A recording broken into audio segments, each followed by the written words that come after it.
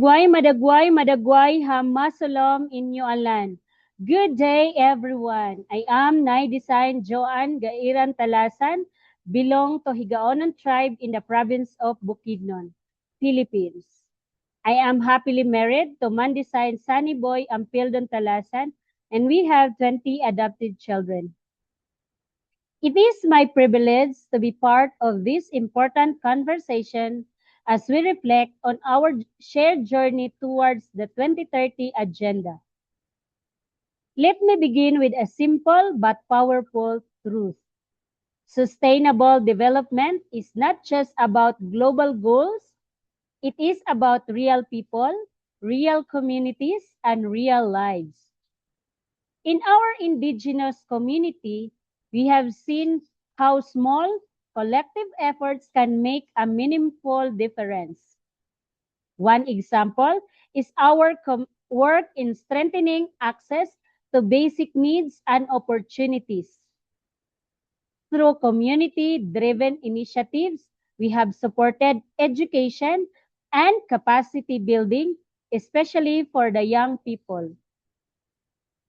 Local groups have created spaces where youth can learn practical skills, build confidence, and actively participate in shaping their future.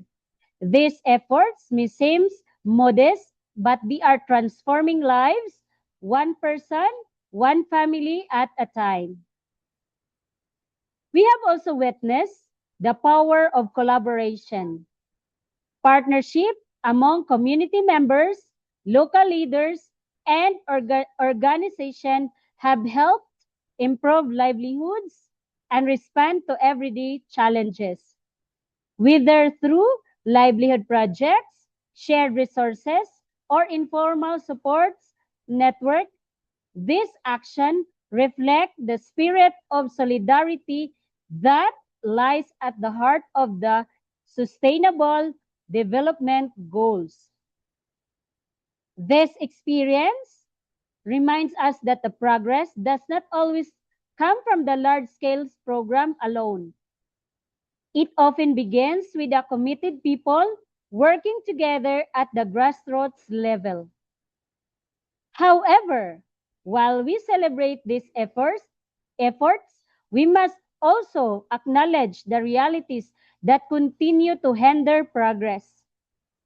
Many communities still face persistent poverty and inequality. Access to quality education, many IP community schools don't have conducive classrooms or teachers. Healthcare, there are a lot of health centers but no doctors and nurses or might be no available medicines. And basic services remains uneven. For some, opportunities are limited not because of lack of potential but because of systematic barriers.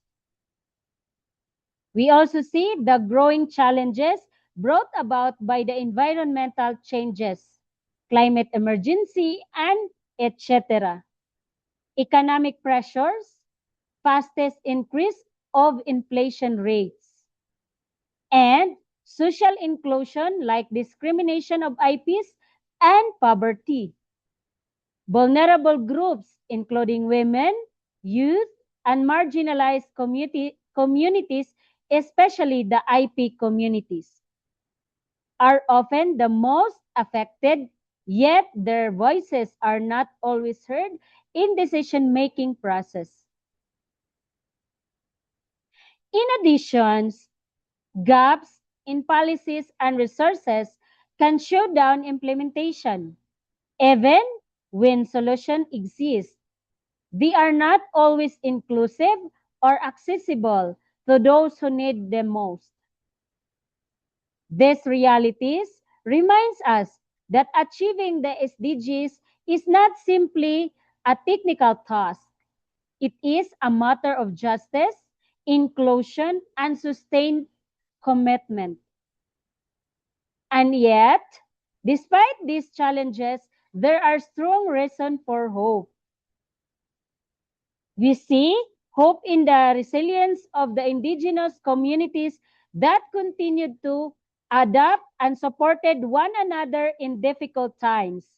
We see it in the creativity of young people who are taking initiatives, leading projects, and finding new ways to address old problems.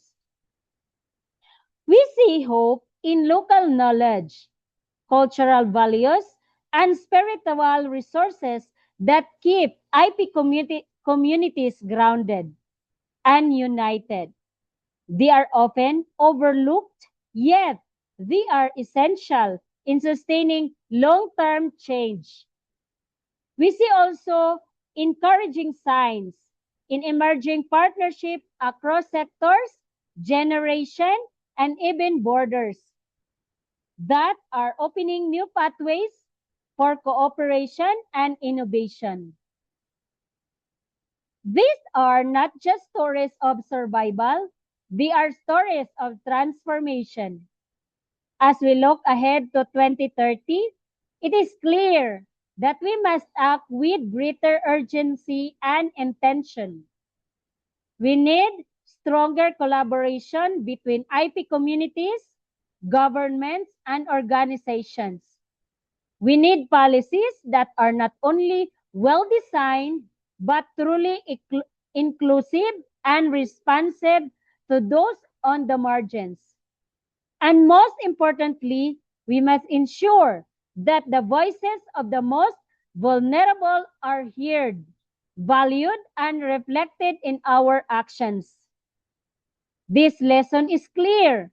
If we are serious about leaving no one behind, then we must place people, especially the most excluded, at the center of the development efforts.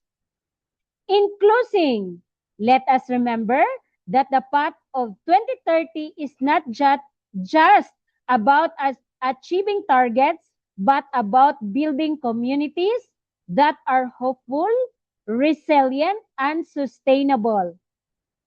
Each of us has role to play. Let us continue to listen, to learn, and to act together. Because real change happens when we move forward not alone but in solidarity. Thank you very much.